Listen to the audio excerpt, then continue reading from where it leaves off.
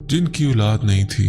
मेरी खाला ने उसको अडॉप्ट कर लिया और इससे जो 2 बड़ी बेटियां थीं वो अपने बाबा के पास ही रहती थीं, क्योंकि वो अपनी बेटियों से बहुत प्यार करते थे। मेरी फैक्ट्रियां और मेरा सारा कारोबार रोजीना से शादी के बाद ही हुआ है और मेरी बच्चियों के बाद अल्लाह ने मुझे ज्यादा बरकत दी है। खाला की डेथ के बाद इन्होंने घर चेंज किया और हमने भी जाना छोड़ दिया, क्योंकि खाला की याद आती थी और हम इन्हें वहां जाकर बहुत मिस करते थे। अपनी कजनों को मिलना होता था तो खाला को कहते थे वो आकर मिलवा जाते और अभी भी हम मिलते हैं। हमारे दरमियान बहुत प्यार है। अब वो बच्चियां भी माशाल्लाह से यंग हो चुकी हैं। बड़ी बेटी 19 साल की है और छोटी 17 की होने वाली है। अभी भी उनके घर में इस तरह के वाकयात होते हैं। मेरी खाला की सास उम्रा करके आई, फिर भी ना नमाजें पढ़ती थी और ना ही कुरान। अब इनकी भी डेथ हो चुकी है। मेरी कजन भी मेरी खाला की तरह बहुत नेक, नमाज, कुरान सब करती है। उसने कुरान पाक हिफ्ज किया है। मेरे कजनों के साथ भी इस तरह के मामलात होते रहते हैं। वो बताती है कि हम छत पर सोए होते थे, कोई हमें उठा देता है। तो एक दफा मेरी कजन की बर्थडे थी, हम उसके लिए सरप्राइज गिफ्ट लेकर गए। वो कुरान पाक ढूंढ रही थी, उसे मिल नहीं रहा था क्योंकि बर्थडे थी तो वो डीप क्लीनिंग कर रही थी। हमारे आने से पहले ही इन्हें कुरान पाक मिला, जो जिस जगह पे रखा गया था वहां नहीं था, वो दूसरे रूम में था। बहरहाल ये थी मेरी खाला की कहानी। उस घर में जो भी जिन था वो बस ये चाहता था कि नमाज कुरान ना पढ़े। तो ये स्टोरी थी। उम्मीद है अपने चैनल पर लाजमी शेयर करेंगे। बहुत शुक्रिया, आपने स्टोरी आपसे शेयर की। अल्लाह ताला आपकी खाला की बख्शिश फरमाए और उनके दर्जात बुलंद फरमाए, आमीन। बढ़ते हैं एक और स्टोरी की तरफ। मेरा नाम शहबाज है और मैं चुनियोट में रहता हूँ। 2 माह पहले मेरे साथ ऐसा वाकया पेश आया जिसे मैं कभी नहीं भूल सकता। आज भी जब मैं उस रात के बारे में सोचता हूँ तो खौफ महसूस करता हूँ। उस दिन बहुत ज्यादा बारिश हुई थी। मैं अपने काम से फारिग होकर रात के वक्त घर जा रहा था। वो सड़क जो मेरे घर तक जाती है ज़ेरे तामीर थी और बारिश की वजह से कीचड़ और पानी से भर चुकी थी। मेरे पास एक पुरानी साइकिल जो कई सालों से मेरे साथ है। जैसे ही मैं उस सड़क पर पहुंचा तो देखा कि रास्ता इंतहाई खराब हो चुका था, जिस पर चलना तकरीबन नामुमकिन लग रहा था। मैं वहां रुककर सोचने लगा कि अब क्या किया जाए। मेरे घर के करीब एक कब्रिस्तान है, इसके अंदर से गुजरकर एक करीबी रास्ता सीधा मेरे घर तक जाता है। लेकिन चूंकि रात का वक्त था और घड़ी पर नजर डाली तो मालूम हुआ कि तकरीबन 1:30 बज रहे हैं। मुझे खौफ आया कि कब्रिस्तान में रात को जाना कहीं खतरनाक ना हो। उसी सोच में मैंने देखा कि अचानक 2 बाइक सवार वहां से गुजरे। वो आपस में बातचीत कर रहे थे और फैसला किया कि कब्रिस्तान के रास्ते से ही निकल जाएंगे। मैंने सोचा कि अगर ये लोग कब्रिस्तान के रास्ते से जा सकते हैं तो शायद मुझे भी इस रास्ते से जाने में कोई मसला ना हो। चुनाचा मैंने हिम्मत की और अपनी साइकिल पर उनके पीछे चल पड़ा। कब्रिस्तान में इंतहाई खौफ का आगाज। कब्रिस्तान में दाखिल होते ही बाइक सवारों ने अपनी रफ्तार तेज कर दी और देखते ही देखते मेरी नजर ओझल हो गए। मैंने भी अपनी पुरानी साइकिल की रफ्तार बढ़ाने की कोशिश की, लेकिन अचानक मेरी साइकिल की चेन उतर गई। मैं शदीद घबरा गया क्योंकि मैं अब कब्रिस्तान के बीचों बीच अकेला था। इर्द गिर्द गहरी खामोशी थी, सिर्फ कभी कभार हवा के झोंकों से दरख्त की सरसराहट सुनाई दे रही थी। मेरे दिल की धड़कन तेज हो गई। मैंने साइकिल को ठीक करने की कोशिश की, लेकिन मेरे हाथ कांप रहे थे। जैसे ही मैं साइकिल को संभालने में लगा, मुझे अचानक एक अजीब सी आवाज सुनाई दी, आ जाओ।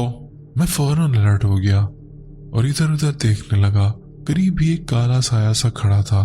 मैंने गौर से देखा तो वो एक आदमी की मानिंद था, लेकिन उसका चेहरा वाज़ेह नहीं था। अंधेरे में खड़ा मुझे देख रहा था और अचानक हल्का सा मुस्कुराया। ये मंजर देखकर मेरे पैरों तले जमीन निकल गई।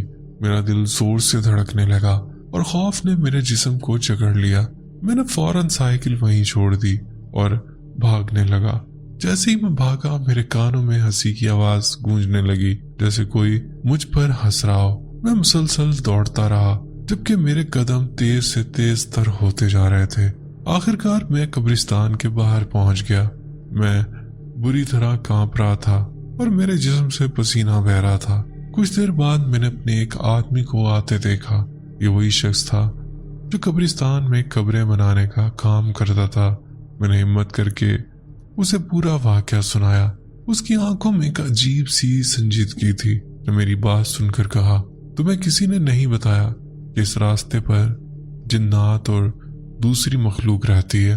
ہم قبرستان کے اندر رات کو بالکل نہیں جاتے۔ یہ سن کر میری حالت مزید خراب ہو گئی۔ میں نے شکر ادا کیا کہ میں کسی بڑی مصیبت سے بچ گیا تھا۔ اس کے بعد میں اپنے ایک دوست کے گھر چلا گیا اور صبح اپنے گھر واپس آیا۔ یہ واقعہ مجھے زندگی میں یاد رہے گا۔ میں نے سیکھا کہ ہمیں رات کے وقت ایسی سنسان راستوں پر قبرستان میں داخل نہیں ہونا چاہیے، خاص طور پہ اگر وہ جگہ آسیب زدہ مانی جاتی ہوں۔ اللہ ہمیں اپنی حفظ و امان میں رکھے اور ہر قسم کے شر سے بچائے، آمین۔ تو بہت شکریہ، آپ نے اپنی سٹوری ہم سے شیئر کی۔ بڑھتے ہیں ایک اور سٹوری کی طرف۔ میرا نام ناہید ہے اور میں لیاری سے ہوں۔ میں آپ سے اپنی آنٹی کی کہانی شیئر کر رہی ہوں، جو میرے والدین کی وفات کے بعد سے ہمارے ساتھ رہ رہی ہیں۔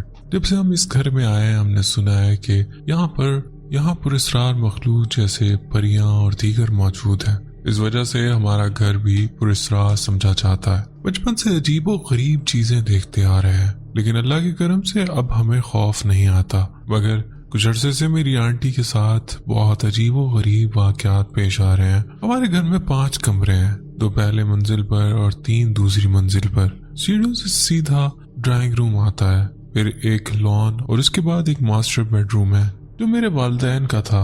اس کمرے کے اوپر میرے بھائی کا بھی ایک ماسٹر بیڈ روم ہے۔ میری آنٹی بالکل صحت مند تھی، وہ 83 سال کی ہیں، مگر اللہ کا شکر ہے کہ وہ چلتی پھرتی ہیں۔ لیکن ایک دن ایسا ہوا کہ وہ جیسے ہی واش روم سے باہر نکلی، کسی نے ان کا پیر کھینچا اور وہ زور سے فرش پر گر گئی ان کے بیٹے کے سامنے۔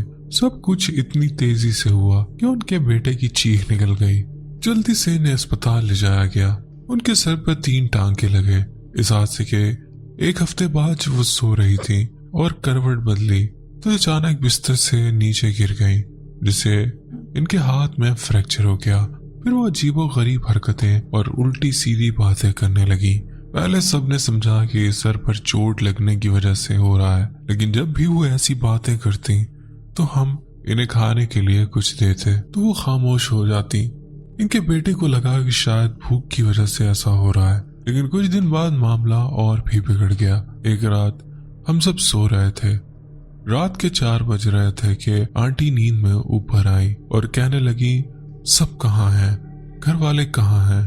میری بہن نے ان سے کہا کہ جا کر سو جائیں، اور جیسے ہی وہ جانے لگی وہ اچانک سیڑھیوں سے نیچے منہ کے بل گر گئی۔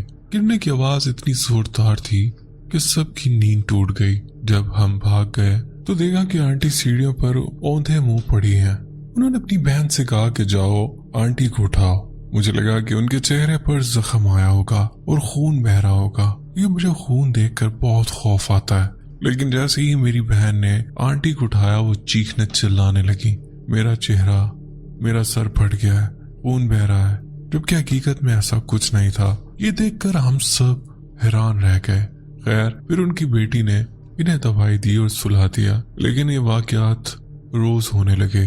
آنٹی کسی نہ کسی طرح گرتی، ان کے سر پر چوٹ لگتی، لیکن انہیں کوئی چوٹ نہیں آتی تھی، جبکہ گرنے کی آواز بہت زوردار ہوتی تھی۔ ایک دن حد ہو گئی، ہم سب سو رہے تھے، ہمارے کزنز بھی گھر پر نہیں تھے۔ آنٹی اوپر آئیں اور کہنے لگی، مجھے نیچے لے چلو، میرا دم گھٹ رہا ہے۔ بھابھی انہیں اپنے کمرے میں لے گئی، میں بھی جاگ گئی اور واش روم گئی، لیکن ابھی مجھے 2 منٹ ہی نہیں ہوئے تھے کہ اچانک زور کی آواز آئی۔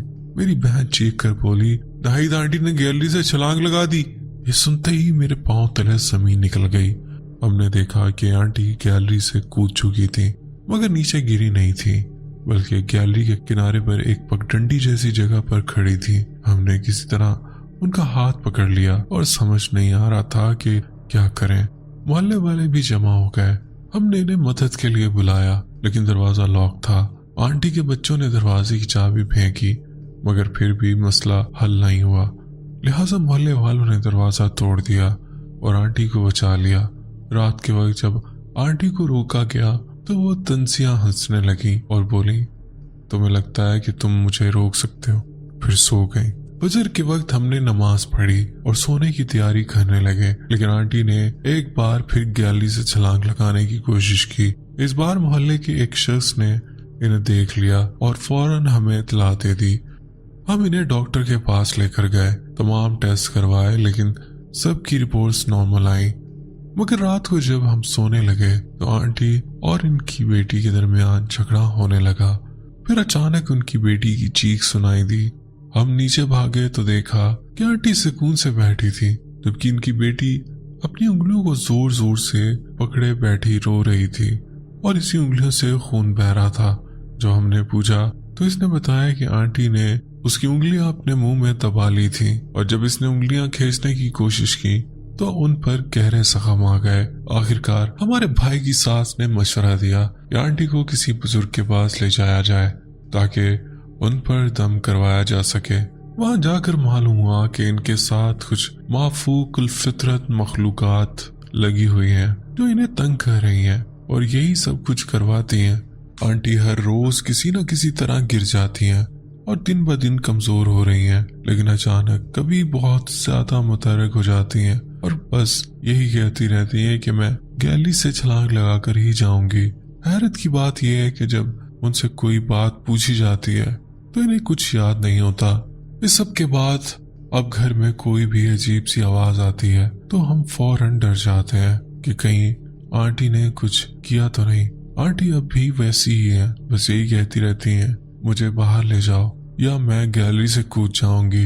ये रमजान कैसे गुजर रहा है ये हम ही जानते हैं। बस आप सबसे दरख्वास्त है कि मेरी आंटी के लिए दुआ करें कि वो ठीक हो जाए।